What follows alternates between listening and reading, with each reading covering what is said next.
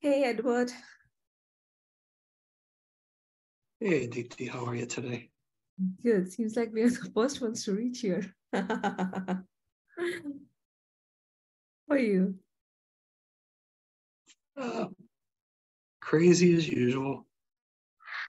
So Like, what? So it's a viral thing that he's dealing with, I guess.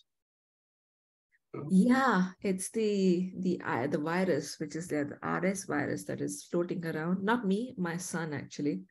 So he's been down with cold, cough, fever since a week, and I think this week is also a little bit. The doctor has asked us to take precautions, so not going to crash. So it's been a tough couple of weeks, to be honest. But he is improving slowly, at least. Yes, yes. Now he's looking much better. Oh, So good. yeah, yeah. But we are actually taking him for some physiotherapy, which is, I don't know, they just do some lungs massage so that you know, whatever is stuffed in the nose doesn't go down the chest and stuff. So yeah, Yeah, poor they little do. guy. Yeah, I mean, it's when the baby is small, it's difficult to deal with all the simpler things that you feel that you can deal with. Yeah, and he must feel so helpless at times too, I guess. Yeah, yeah. Um, hey, Deepti, before a lot of people join, I know. Can you hear me loud and clear? Absolutely, I can. And if you want to switch on your camera, Yeah, well, because you sound a little faint. Like I've got you blasted the whole way up. And I know sometimes on our regular meetings, sometimes you sound a little distant as well. I don't know if there's anything you can do to boost it or you got a piece of paper over your microphone or something. I mean, people can still hear you, but it's a bit of a strain. It's sort of you really have to sort of lean in. all right. And now is it better or not? Yeah, I think so. Okay. I just brought the computer closer to me, but maybe then I should start using some sort of microphone. I just use the speakers of my laptop. Yeah. Oh, that's good. Yeah, Yeah. No, thanks. so Thanks. just notice sometimes it's just enough where, on our regular calls, everyone can lean forward, but something like this. All right. All right. No, thanks. Thanks for saying that. Um, yeah. So you have the questions and everything, right? And also the panelists. Yeah. Cool. Yeah, yeah. We both need to catch up. It's long, long, long too. Yeah, I'll get something. So Julian looks like he really was super helpful with this, right? Yeah, I That's, mean, we had been talking for a long time to do this kind of a Podium X on impact investing. Then he said, he'll curate the panel, and I think who's really been helpful is also Alina. Alina has helped us with some contacts, cool. and also Asker, the guy we met, who was to help us with design thinking. Yeah. Yeah, so all of these people have put together the panel today, so helpful. Oh, awesome. Hey, so on Thursday, are you free at 11 or is that too late?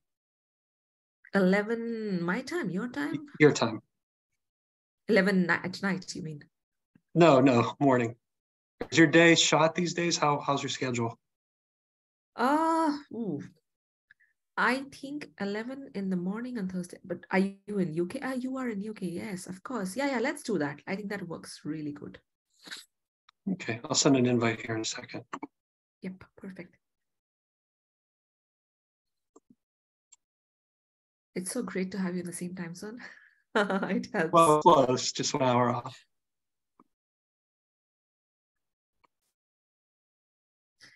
I see Kebab is also on the call. Hi, Kebab.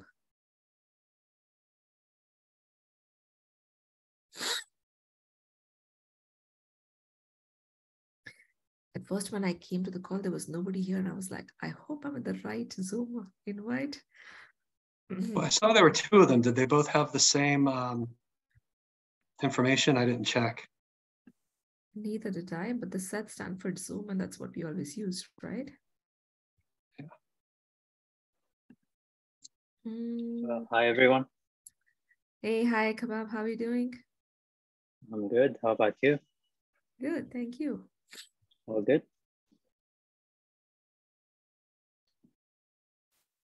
Where are you joining in from? From Sudan. Ah, Sudan. Okay, nice. far, far away.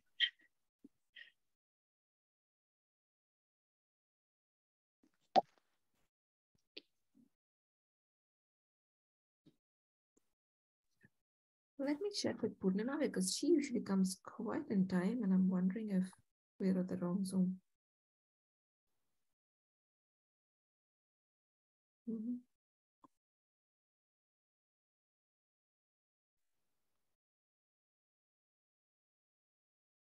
I think it's the right one because people are joining, maybe. Yeah. We hope. She left. I have an audience of one. Any questions? And we don't have panelists yet.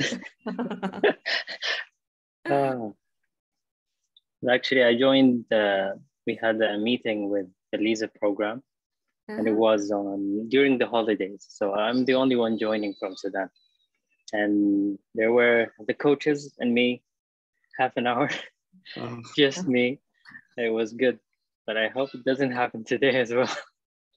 But that's nice. You got all the attention and all the coaching possible. Yeah, but I was not prepared for this because I was expecting people to join. So I would have made the use out of it if I knew ahead that I'll be alone. Yeah, of course. Hey, hi Valerie, how are you? Hello, fine. I think it was a great half hour with kebab. Yeah. Yeah, I liked it. It was indeed.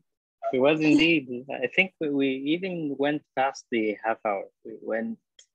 Yeah, it was more than half hour, but it was great. Yeah. Yeah. It was great indeed. We have to do it again.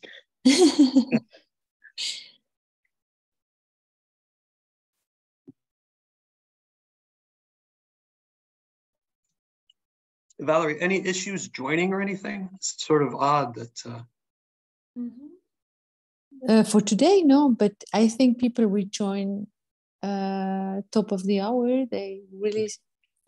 We are a little bit nervous probably, but when I look at the agenda, how many people said yes, it's not so much. I think on Workplace it was 100 plus, if I'm not wrong. Oh, okay. Hey, hi Daniel, how are you doing? Very good. Hello. Hi, thanks for joining in. Thanks for having me. We're just trying to figure out if this is the right link while we see a less number of people, but people tend to join a little bit late sometimes. You know, Mondays can always turn out to be more challenging than people anticipate also. So that's why we record. I mean, your Monday is Sunday here in Sudan. So like this is the second day in the week. Our week is a bit twisted. Yeah.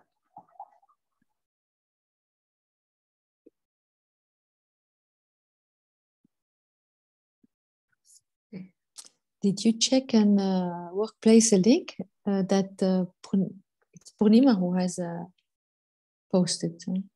Or shall I check? Yeah, it would be nice if you just check in once. Mm-hmm. Also, we're waiting for the other two panelists, John and Mila. Mm-hmm.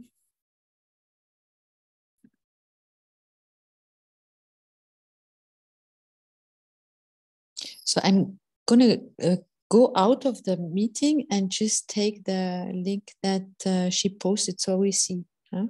Sure.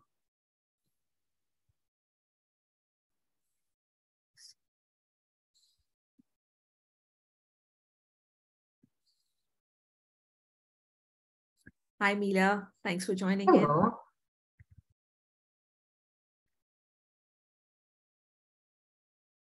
I see Julian joined as well and John as well. Hello. Hi, John. Nice to see you. Thanks for joining in. Hi, good morning. Sorry, I had to get rid of a few banners there, DP. Nice to meet you as well. Good morning, everybody. Morning. Gosh. And I see Asker and There we go. Alina and Julian. Thanks for curating this panel for us today. So it's the same link. Yeah. We wait for a while. Oh, we see we do have 17 people now, maybe. It is really the Monday then. While we are waiting, we might want to wait for 1-2 more minutes to see if more people are joining in. And while we are waiting, if you guys want to put in the chat, where are you calling in from? It'll be interesting. And also, what are your expectations from this session? That'll also be interesting for us to know.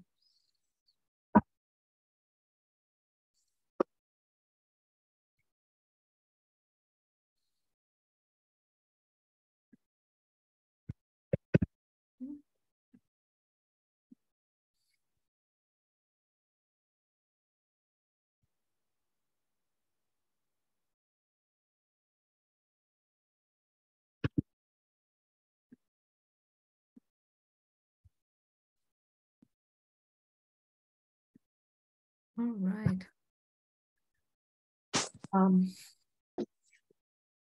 I would say let's get started. We have 25 people on board now already, and then we're recording the session anyways. So, all right. Welcome everyone. Thank you so much for joining in. We're glad to be hosting our Podium X session on impact investing, a topic that is currently a lot in focus in the entrepreneurship and venture capital ecosystems. To give you a brief overview of Podium X, it is Stanford GSB Lead Incubator and Startup Accelerator, LISA's curated engagement speaker series, designed for founders within LISA, focused on venture capital, founders, industry, thought leadership, products, and emerging tech ecosystems. I am Deepti Pahwa, founding partner of LISA Incubator and Podium X series, together with my co-founder, Edward Munt, and we'll be hosting the session today. The session and the wonderful panel today has been curated in collaboration with Impact by Lead Club at Stanford GSB under the leadership of Julian Maynard. Impact by Lead is a lead alumni managed think tank that works on promoting a disruptive value creation, value sharing equation. Impact, ESG, or sustainability are an increasing focus for entrepreneurs, but also for investors and funds, and hence the intersection with LISA Incubator and Stanford GSB. This open forum today will explore what impact and ESG investing are, what they mean for entrepreneurs and investors, and how it works. And we hope to have a discussion around alignment of investors and entrepreneurs on the right tools, metrics that could create the dynamic where business will develop and grow for the better good. Like I said, Edward and myself would be moderating the panel, but you're most welcome to put your questions in the chat that we're going to definitely take in towards the end of the session. With that, I leave it to you, Edward.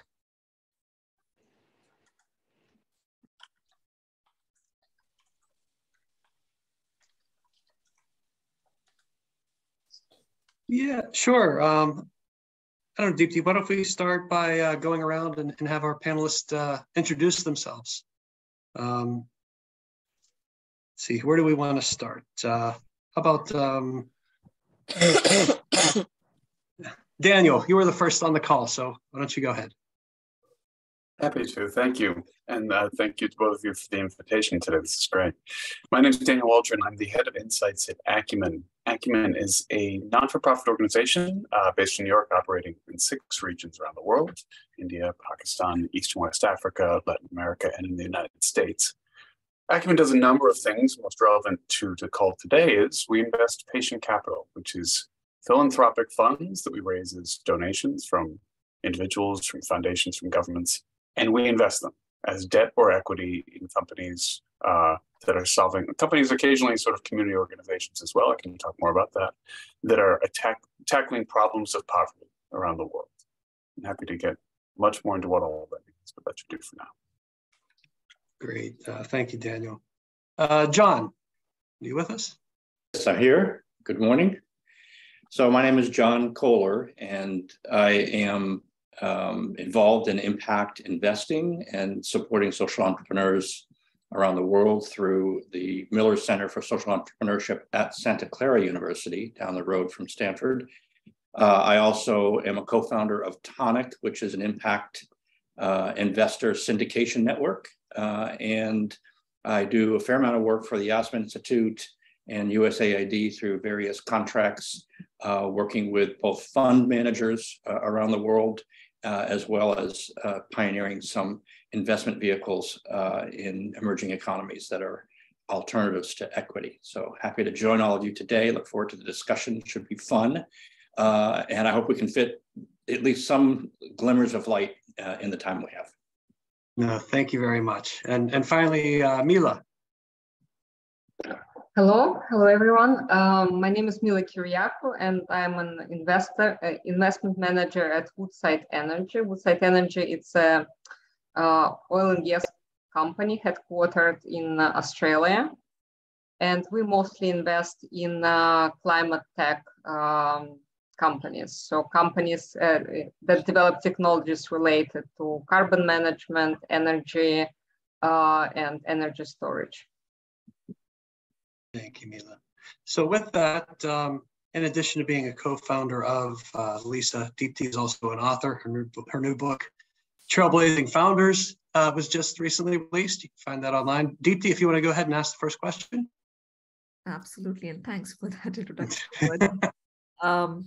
Yeah, so I mean, I would say let's start with the question where there is most gray areas around that topic, and which is, what exactly is impact investing and how do you define it? Because everybody defines it very differently.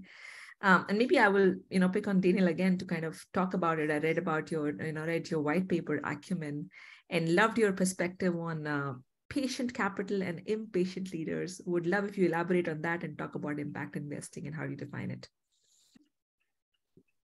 I'd be happy to. Impact investing is certainly a spectrum, and I think both John and Mila will talk about different points on it. For Acumen, for me, impact investing is investment that looks to solve a problem.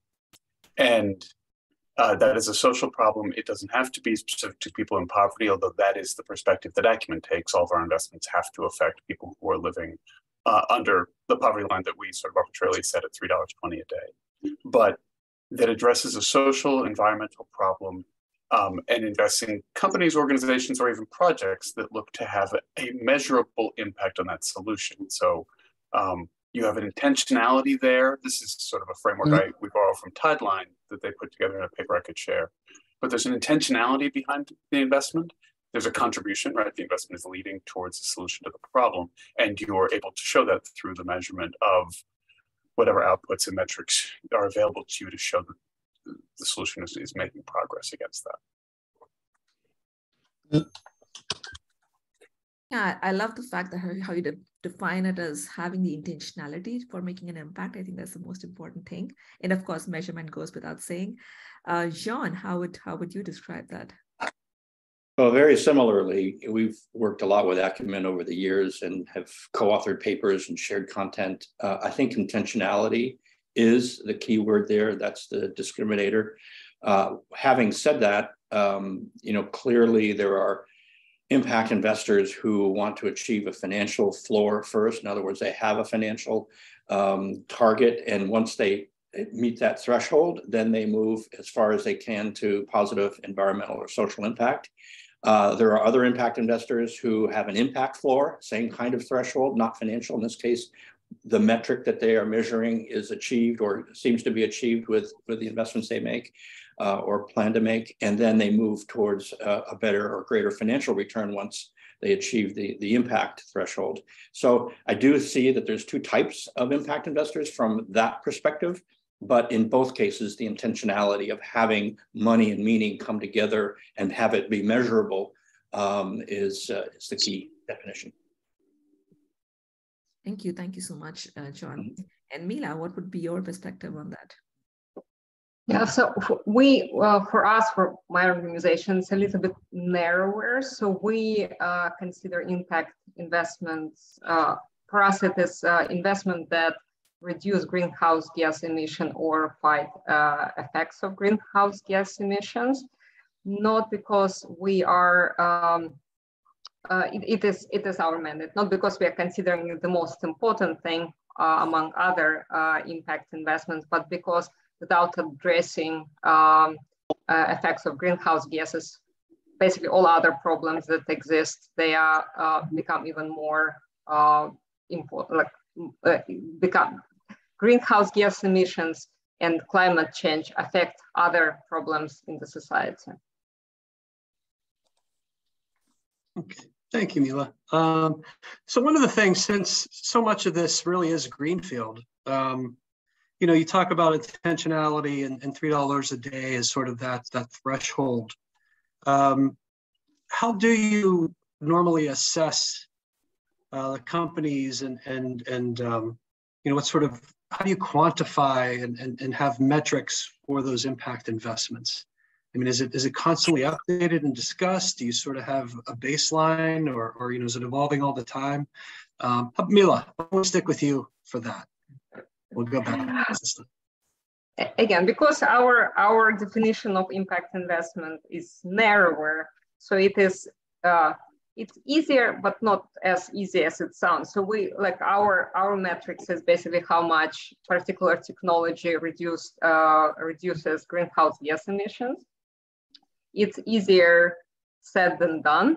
Like, it's in some technologies, it's very difficult to calculate the net effect of the technology on the total, like, end-to-end utilization of the technology. So yeah, but for us, it's a reduction of greenhouse gas emission. Okay, John? Yeah, so big question. There are many crocodile tears, so to speak, along the way. But I would say that the last 5 or 6 years has seen a real great advancement in the platform tools available to investors and entrepreneurs as it relates to how they can characterize the impact that they're having, be it environmental or social, economic growth, and so on.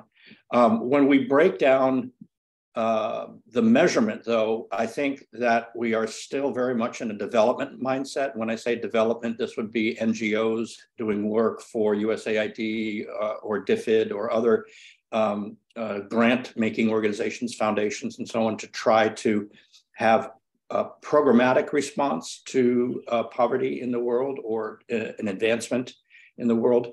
And unfortunately, those are usually output measures, meaning they measure the number of students that come into a classroom, but they don't measure as easily or as frequently as we would like the outcomes. So, for example, not just students that come into a classroom, but how many matriculate to the next level of achievement. The same would be true for medical interventions. Not only how many needles went into the arms, but what was the lowering in the case of malaria instances in a particular country or region.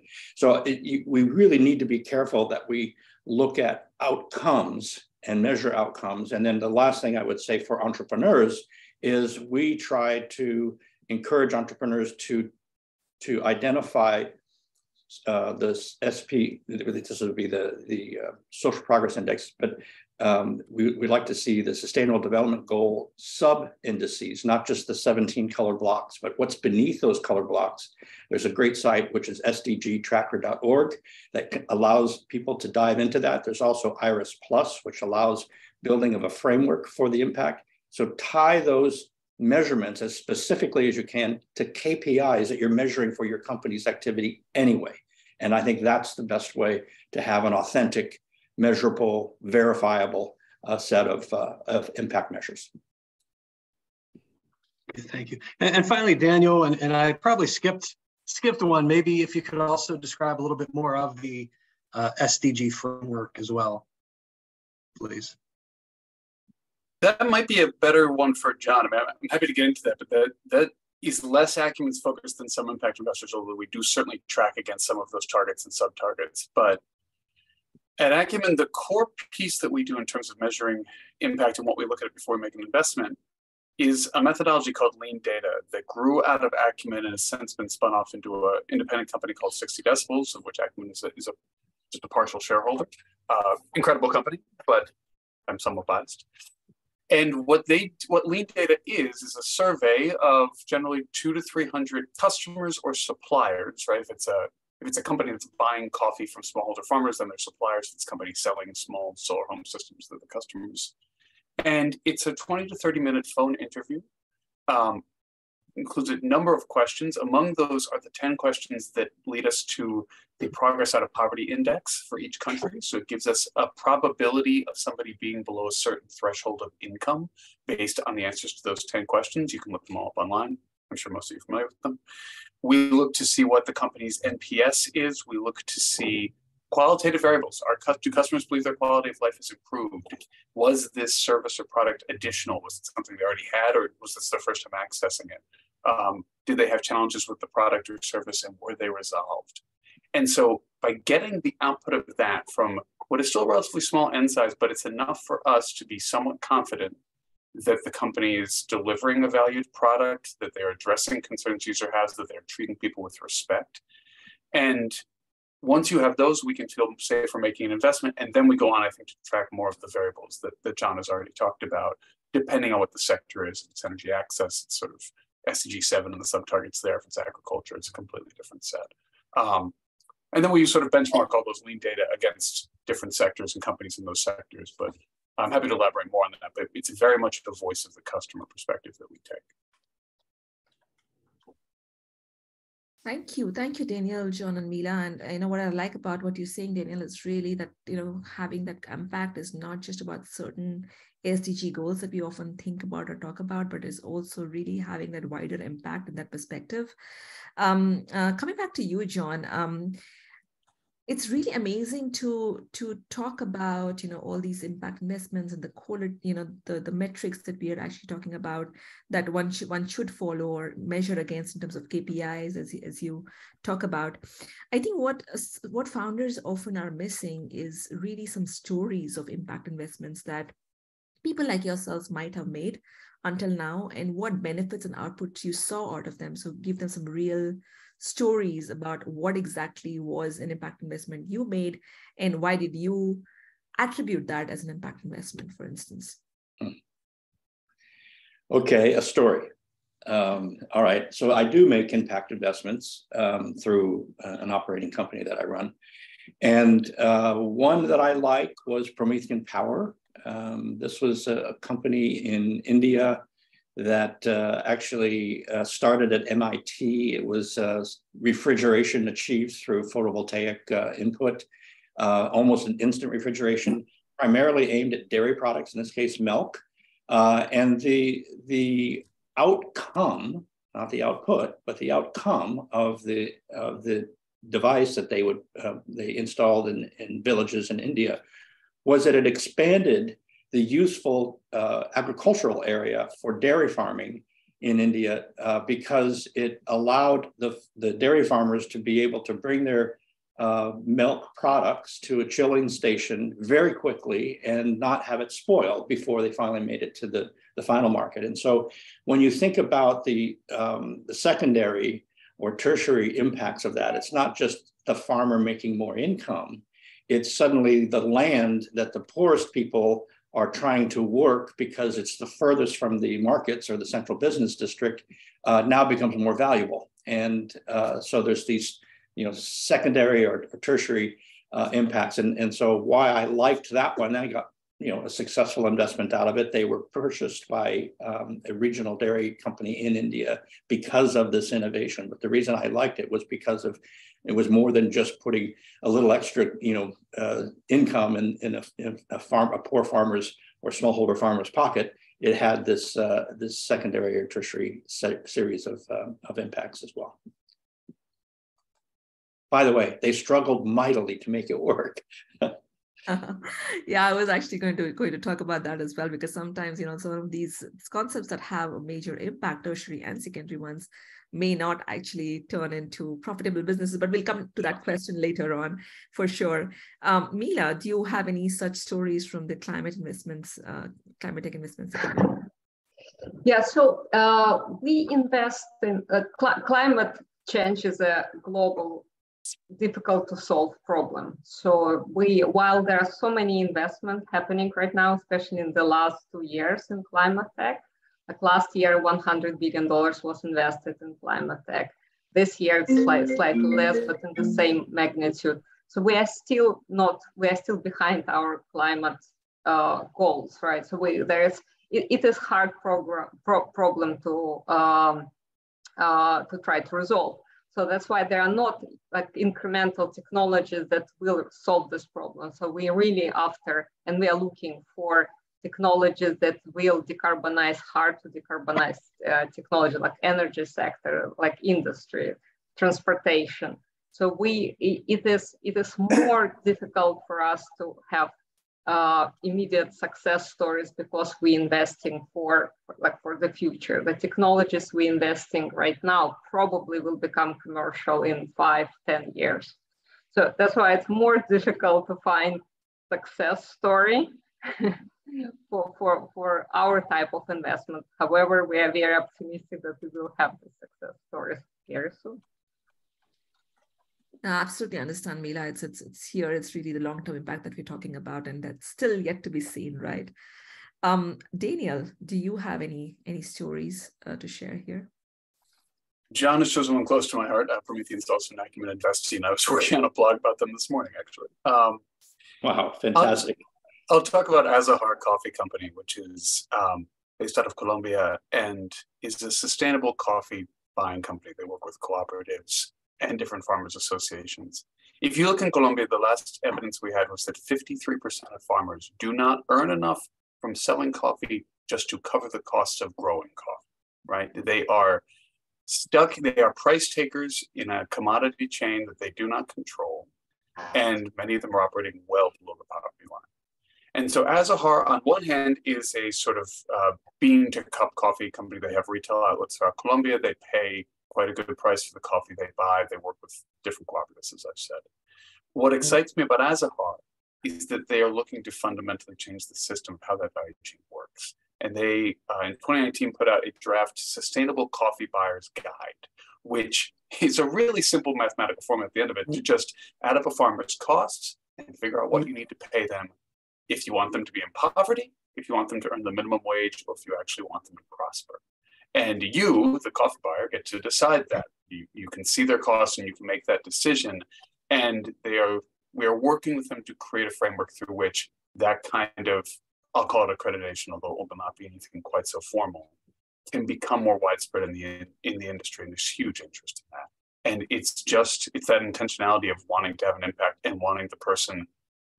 I'm an addict. I drink 3 cups every morning. I would like the person who grows that coffee to prosper and not to be in poverty. And the math there is not so difficult. It's actually quite achievable to get there. Okay, thank you. And Daniel, sort of a follow-up on that, and I don't know, John or Mila, if you have any input. One of the things I always wonder is just the end user, the consumer. Is there anything I can do right now to assist with that effort, just by what I'm buying and you know what shops I go to? Is there anything really I can do? Buy Azahar coffee, everyone. You can go to their website, and I believe, and find some roasters that buy from the US. In the coffee value chain, it's certainly difficult. That's always been a more opaque one, and I'm sure some people on the call may have an even better understanding there than I do. You've had free trade coffee for a long time. The sort of returns to that are paid in very specific and frankly somewhat limiting ways to growers. Yeah, there are a number of companies that have impact. There are a number of companies, we may talk a little bit about where impact investing crosses over into the nonprofit space. There are companies with market-based solutions that raise impact capital that also rely upon donations to offset parts of their business which the customer is not able to pay for, right? There are limits to pushing the full cost of solutions onto people who have very, very little means to pay. And so there are sort of business models like a 1 acre fund or a number of others where some of that is offset, right? The extension, the farmer training, things that farmers just cannot pay for, you can pay for. And I could give a number of different examples of that. But if there are problems you're interested in solving, there's usually somebody with somewhat of a hybrid business model that could rely on your support. No, that's great. And maybe afterwards you could give us a few links we could share on our website and on LinkedIn. John or Mila, anything to add to that? So yes, I love the question because you don't have to be an investor to be an investor, so to speak, because we vote our checkbook every day.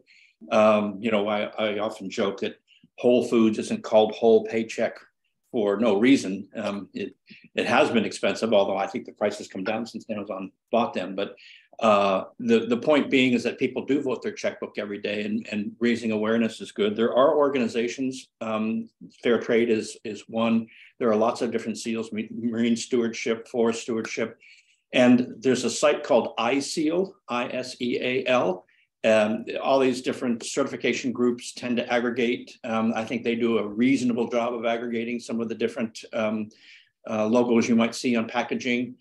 Certainly, we try to have our students go out into the stores and the shelves and locate, what are we seeing on these packages, and can we find evidence that you can start to be guided by some of these organizations that try to certify products, whether it's no toxicity or no child labor or sustainable forestry or sustainable fishery harvesting and so on. They're all there, so that's one way to be aware. I think also.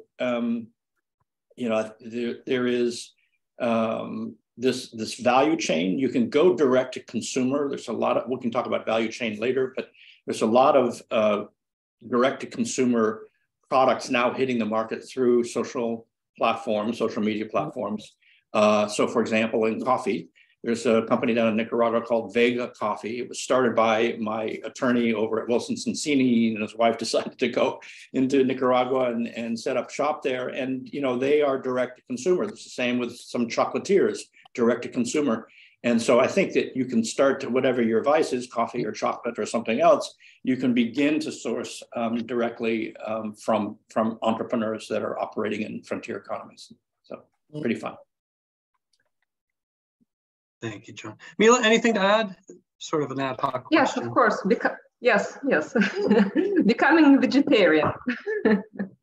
Well, it is the same question about climate change. So we cannot really address issues like poverty, for example, without addressing climate change, because it's known that change of climate will affect mostly the most poor countries. So people will not have enough food to grow. People will have to be relocated. It will be affected, like the most vulnerable people will be affected, sick and poor. So agriculture is one of the big emitter of greenhouse gases. So becoming vegetarian is one of the best choices one individual person can make to improve situation with climate change. Great point, Mila, and of course, John as well. Like, you don't need to be an investor to be an investor. True that. And we just have to be thoughtful. But I think a lot of the onus also lies on the corporations, big corporations or startups for that matter that we're talking about right now here, to kind of be transparent about the value chain itself and the supply chain, as well as how they bring that story forward so people can take more informed decisions on what they are actually investing in. So I think that would be actually just adding on to that, to the narrative that you're just talking about. On that note, there's a question in the audience, which was actually very similar to what I was going to ask anyways, which was, how can founders incorporate social impact in their profit model? And the question that I had was kind of very related. How can actually entrepreneurs pitch to impact investors? Like, what are they actually looking for as well? So maybe we can go again with Mila first to answer that question, and then John and Daniel. So the question is how entrepreneurs can incorporate social impact in profit models and also address, impact investors in general. So I'm probably not the right person to ask. We are dealing with technology companies whose main goal is to improve greenhouse gas emission and reduce climate change, or effect of greenhouse gases on climate change. So it is main purpose of, usually for our companies, for our startups, it's the main goal. that's why they kind of, it's the nature of their business. Yeah, so it is probably a question for someone for whom it is part, like it's not the main part of their, not the main value proposition of their businesses. Okay, so I think it's not difficult, but I think all entrepreneurs and teams step back and look at the core activities of the company and decide whether there are positive and maybe even measure the negative outcomes from that activity. Hopefully it's positive. But then you would have an intention to amplify that positive activity or that positive outcome of the business. So it doesn't have to be, solving the world's, poverty, but it can be an increment towards that. And it probably would be measurable once it's identified the impact that you're making, the social impact. There can also be what I would consider horizontal lenses. So gender or children or something, providing outsized opportunities, given a baseline to women, for example, in a society. So if I'm a fintech company and the outcome of my activity in Latin America is a greater financial reach to women who otherwise are, locked out of or don't have the assets to be able to command growth capital, and I can do this through my fintech platform, then I think I've got a very easy and very measurable improvement to that, what would be seen as a positive impact or social impact. There's, depending on the core activities of the company, could be medical, could be value chain, et cetera. So are you somehow advantaging people in communities and or whole nations against a baseline would be the first place I would start. And then utilizing, whether you utilize 60 decibels, as probably Daniel's about to talk about, start your company down that path, or you utilize Iris Plus and just identify some of the frameworks. And I would say keep it simple. I mean, don't try to measure 20 things. Try to measure really authentically. Try to measure maybe 3 to 5 KPIs that have a social impact attached to them. That's how you can embed that intentionality and those measures into the core activities of your company.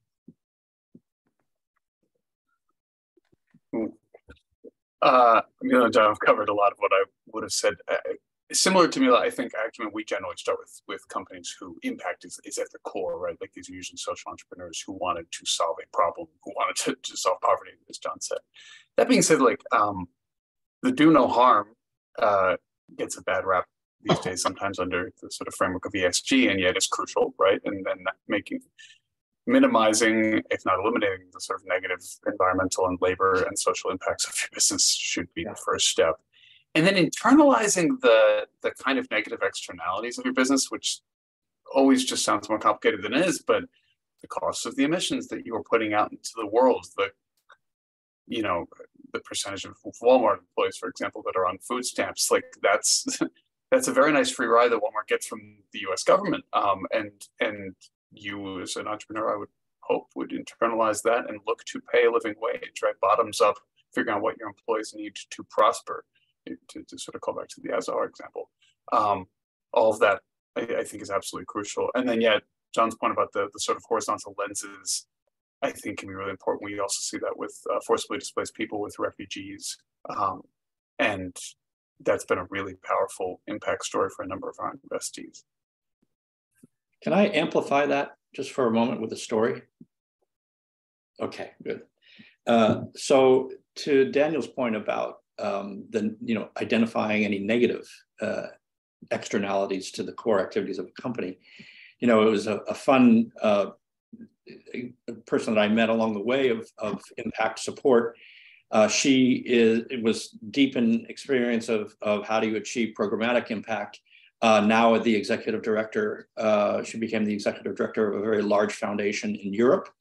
And it's funded by a very large corporation that's in the clothing and retail industries. And she was very much wanting to go do a 60 decibels kind of review through labor voices of, what are the working conditions for all of the people around the world, and we want to support companies that are providing these platforms. She turned around and came, I was in a conversation with her. She sort of came up to me somewhat breathlessly and said, "Do you know what?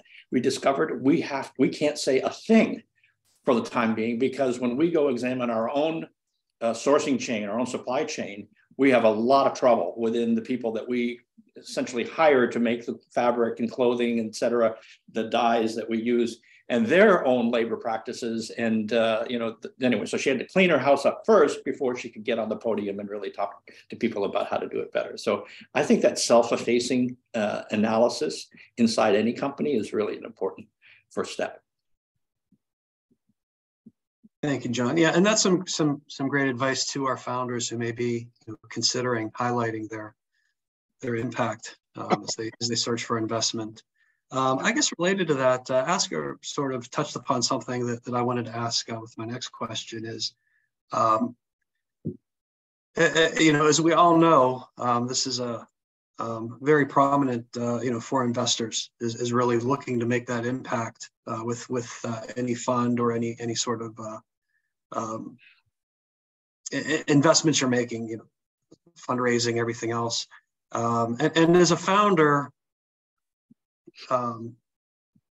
perhaps you don't have, your scope really doesn't include much that would be relevant, right? But so you don't want to greenwash or look like you're pandering in any way, shape, or form. But if you do have a portion of your business or your entire business plan is something that's going to positively affect these things, what really is the best way? Are there? I guess my question is: are there any real pitfalls as you go out and seek funding? Whether you go for private investors or if you're seeking anything as far as grants from governments or other NGOs. Is there any real pitfalls or anything you should definitely be aware of if you're pursuing? And there's Daniel shaking his head. So, just some advice for our founders. Anything you could really just share, either generally or a specific story? Oh God, so many. Grants, the financial obligations obviously should not be there. The returnable grants, I think, is starting to get a bit of an upswing, but just that's the reporting requirements. That is always the thing to be wary of. And also, we see enough entrepreneurs, particularly in the social sort of enterprise space, take on grants because they have to, because they just need to keep the lights on and get a little bit pulled away from their core mission. So is it a distraction? Is it core to what you want to do? Grants should probably be for, particularly in the early days, the R&D aspects of your business and trialing out products, improving them. Certainly, we see issues with companies raising debt before they're ready to and not being able to service it and having to restructure or having to fold because of that. I'll maybe leave that for others to talk about more, but just on the equity side, which is primarily what Acumen does, you have to be very careful to know the speed of the treadmill that you are getting on when you raise equity or equity-like capital, right? I can hear somebody's sort of voicemail or something in the background if somebody can mute. What are the growth expectations of the investors from whom you are raising? What is their expectation for an exit? What is the time frame and return sort of profile of that expectation? When are you going to have to raise again? How does your valuation set you up for success? And if you don't sort of get these factors aligned, and if you raise sort of at too high valuation or before you're ready, you are setting yourself up potentially for disaster. And also, you are often setting yourself up to be on a treadmill where you're going to have to keep raising and keep promising higher growth targets. And if you are tech-enabled, rapidly scalable business, and you are somebody who believes that you can scale something like that to solve a world problem, that's amazing. And we need people that can do that. If you are somebody with more modest ambitions, then you need more modest capital. That's sometimes a little bit harder to find, frankly, because it doesn't provide the same return profile. But we see lots of people get onto that treadmill that are not ready to stay on for as long as they have to. And that's misaligned expectations, and it can often be a disaster.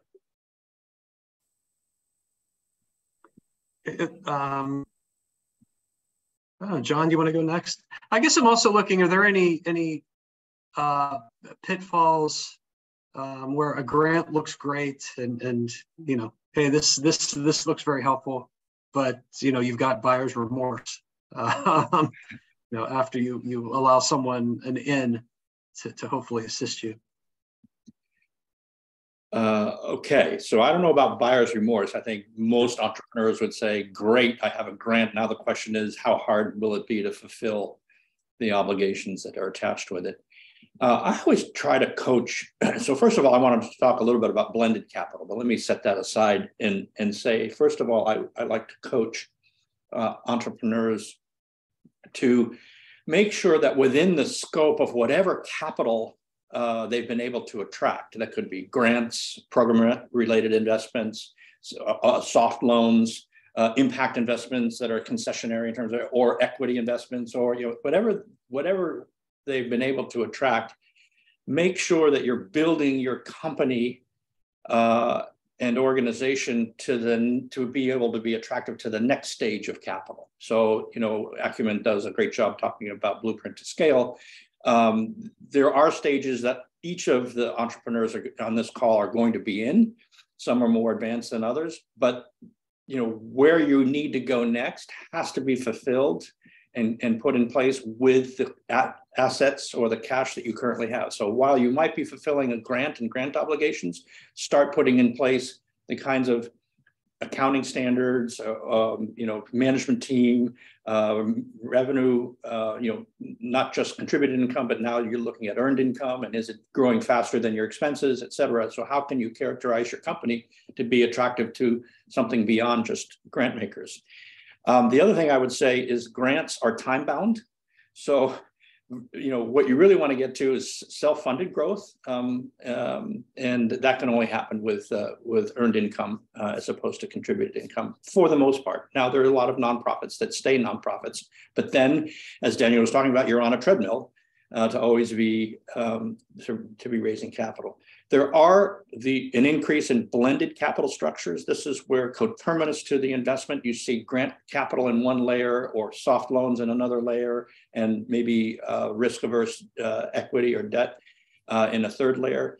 And examples of that around the world can be found at Convergence. It's an organization, I think, out of Washington, D.C., and they have a website, and they talk about blended capital. They tend to be larger in their structure, but I see this coming down market to be where individual companies can play as well. So look at blended capital structures in addition to just where you are on the grant to equity financing chain. Thank you, John. And Mila, you mentioned that particularly on the climate side, there's maybe a longer time horizon. That's right. That's right. And for us, for our sector, grants are amazing. So a lot of our companies, they have to receive grants because their technology development cycle is very long.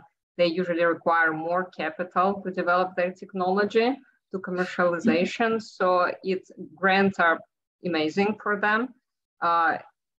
The only thing that we are and as private investor, we're not concerned about grants. The only thing that we sometimes moderately concerned, depending on the government that provides grants, governments, not because of evil intent, but they have some requirements about IP disclosure and reporting. So usually governments don't have any they have confidentiality, but very limited. So they have to disclose your startup's IP for their own internal reporting purposes. So we examine usually this. So we looked at the agreements that our startups have regarding particular grant to see what kind of disclosures they have to provide to the government. Does the startup have control over what type of IP they have to disclose and what details of the IP they have to disclose to the government? But because usually IP is the most important and valuable thing for each every startup. So we only examine this part about disclosures regarding IP, and each startup should be concerned about it as well. But other than this, I think that grants are amazing for startup companies. Thank you, Mila. And before we move to the next question, Daniel, did you have anything to add as far as, like a blended finance type model, for an example? Yeah, I'm grateful for the prompt from John. We have in the energy access sector, we've got some established business models for distributed solar that are working in a number of countries, but they're working in kind of larger investment destinations like Kenya, Nigeria. And I'm talking about sort of pay-as-you-go solar solutions. I know some of you on the call are very, very familiar with them. But they're not reaching sort of the smaller markets in Africa, of which there's quite a long tail, right? Burkina Faso, Burundi, Niger. These are smaller, much poorer markets that investors don't put as much capital in. And so at Acumen, we are creating a blended structure similar to what John described, where you have grants for market entry, even some equity investments to sort of create JVs if necessary to bring in larger companies to enter these harder to reach markets. And then once that's established, we have a much larger fund of debt capital that can provide the kind of working capital and inventory finance those companies need, with still blended some grants in terms of result-based finance. So if they are hitting poverty thresholds and first access targets, then the cost of those funds becomes lower. The exact structure of how that sort of interest subvention happens is still being worked out. We've done a few different pilots that have had varying degrees of success, but you see that the costs of entering these markets are never going to be offset by selling to the kind of customers we want these companies to reach. And so if you can blend that finance together, you can still provide a return for a lot of the commercial debt providers, and yet still see huge potential impact. Thank you, Daniel, for expanding on that. Changing gears a little bit around this topic, how do you think actually technology can help or change the spectrum of impact investments? John, maybe you would like to go first.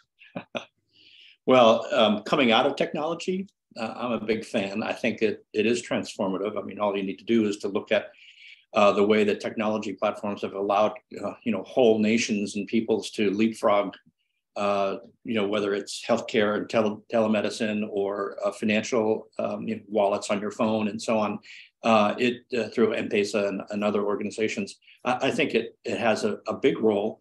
I would say that technology itself is not, the end all be all. I think you still need local resources at the elbow of the entrepreneur. And so one of the initiatives that I've been working on this year, many years actually, is to work with and train portfolio managers who are sitting on funds, who are local fund managers in far off places, to have them practice investing, diligence, deal sourcing, deal structure, post-investment support, the same way that you might find in North America or Europe, so that you have syndication partners. And I think that local resources is really important, but I think it's also very much amplified by application of technology. And so, for example, where you see how do you bring market pricing information to smallholder farmers in rural communities, you can do that through market platforms. And there's a number of examples of that in sub-Saharan Africa.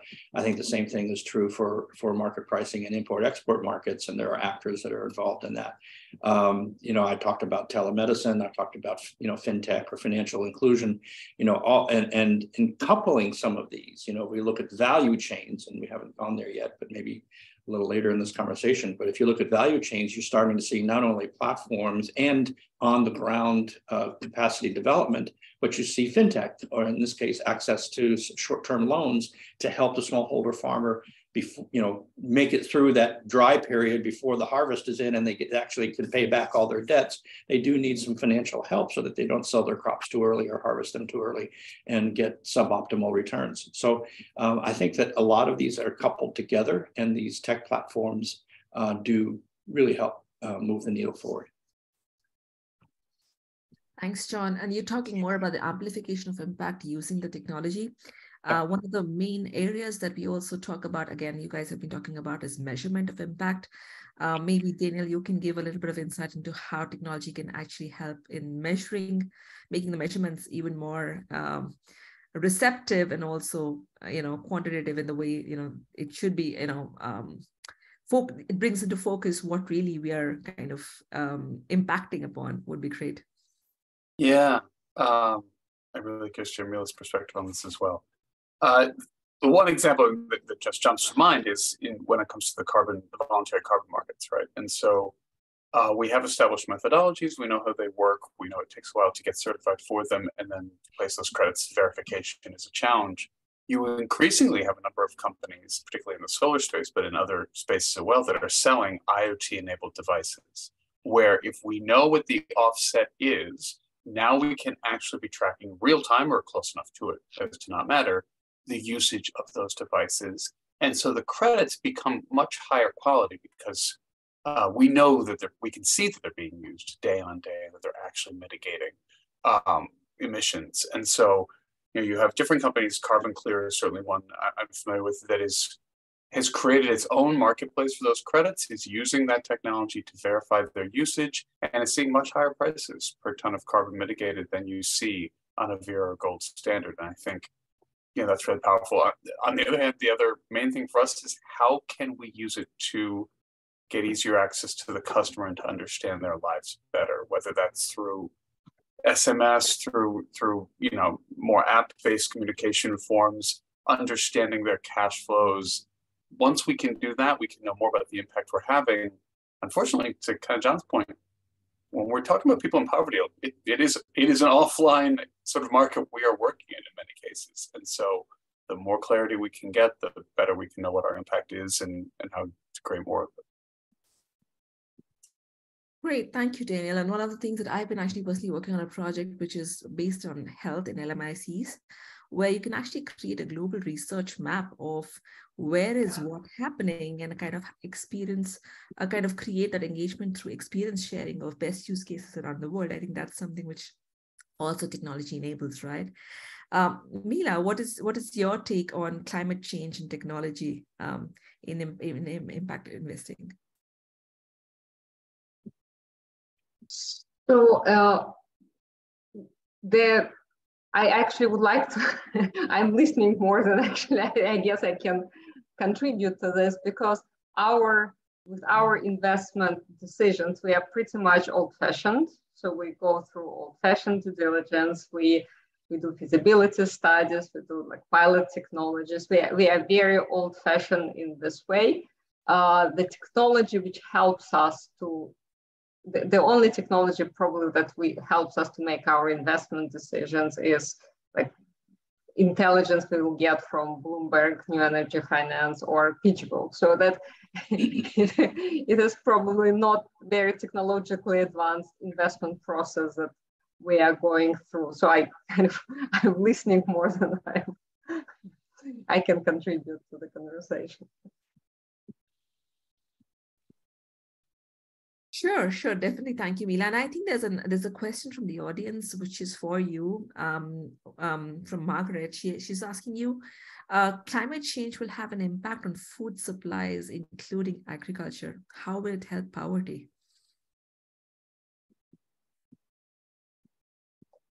How climate I'm sorry. Will have an impact on food supplies, including agriculture.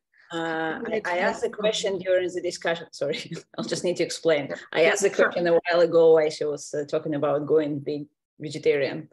So if there will be an impact on agriculture, we'll have less.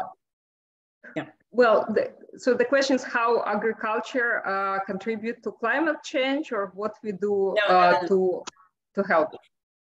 If there is a climate change, the impact in the agriculture. If people becoming vegan or vegetarian, they would need to base their food only on the land, right? No seafood, no meats. In countries like Africa, will they have enough grains?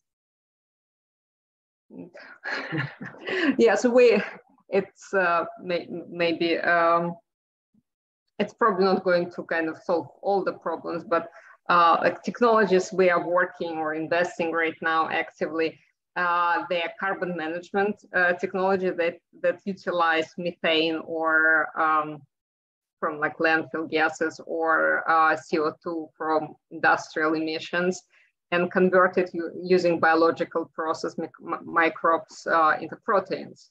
Proteins can be kind of processed further to be used either for human consumption or feed animals if you're not a vegetarian. But yeah, so basically there are technologies that they are solving this problem. So if the net effect, there are technologies that are addressing this problem. So they're in pipeline, they're not there yet technologically. So if the truth is that there are no replacements right now, there's no technologies that will completely replace it economically. So however, by using like technology, like learning curve after deployment, they might be. And there is a path to commercialization for many of these technologies already, that's already in kind of developed and in the pipeline. Okay, thank you, Mila. And we only have a few minutes left, and Oros asks a really good question in the chat. You know, if you are a founder and you're looking for a startup idea, question for Daniel and John, is there a particular industry or subsection that really is severely underinvested in, where there is you know, a real opportunity to find that investment and have a great idea? Daniel, you want to share your insight first? Head of Insights always gets you into trouble with that job title. Yeah, I don't think we can ever have enough, and we are nowhere near having enough housing finance. And that is it is as impactful a solution as we have. We know a lot of what goes into it, right? The Terwilliger Center, the Center for African Housing Finance, and others have done a lot of the work here. It's not complicated, but somebody who is savvy enough to be able to raise the just gargantuan sums of capital needed to get to the housing goals we need to hit over the next 10 to 20 years, I think there's room for like endless amounts of innovation there. And it all comes down to sort of refinancing assets and getting a lot of loans out the door, maintaining a high asset quality. And those are, I don't know if they're particularly sexy problems. The impact is just outstanding. I mean, there's lots more sanitation, certainly, lots more things we could talk about, but housing finance has always fascinated me. Acumen has made some investments in this area, but it's actually just too much capital for the sort of smaller tickets that we tend to put out in the world. But take a look at that. John, take us home. Anything to add? Well, I would say there are a number of technologies that I think are promising. And so one example would be 3D printing, which, you know, had a lot of fanfare initially, but I think that you're starting to see some very advanced systems, and they are going to disproportionately help emerging economies and poor communities because what they allow people to do for themselves as opposed to have to buy or import. The other, I would say, is I see a lot of interest from investors for value chain investing in frontier economies. And what I mean by value chain is they look to form a portfolio of investees that are somehow related to each other. One of the platforms, you could say value chain or supply chain. I like to use value chain because I think there's a number of companies that can help each other, whether it's through sourcing in agriculture or distribution or market pricing or, you know, some sort of microfinance support around all of that. I think that you'll see a lot more interest in the coming years for value chain investing by impact investors who are assembling portfolios. Okay, that's a great point. And with that, we're right on time. Go ahead and wrap up. Daniel, John, honored to have you, and really appreciate your time and your insight. We'll go ahead on Workplace and on LinkedIn, share whatever links that you guys can share and you'd like us to get out there and to circulate with our population. And with that, again, just sincere thanks to everyone, both participants as well as attendees. Deepti, anything else to add? I would just thank you. Those were great insights. And this is definitely one of the areas that we are working at LISA right now in terms of preparing startups with, you know, impact in mind. And that's why we've also now started working with Julian and his team, which is the Impact by Lead Club. So it's really valuable for us to have this conversation, and our founders are definitely going to take away a lot of great inputs from here. So thank you so much, John, Mila, and Daniel. Very welcome. Thank you, everybody. Cheers. Have a great morning, afternoon, day. Yeah, have a good week. Holiday season. Bye-bye. Bye-bye. Right. Thank you all.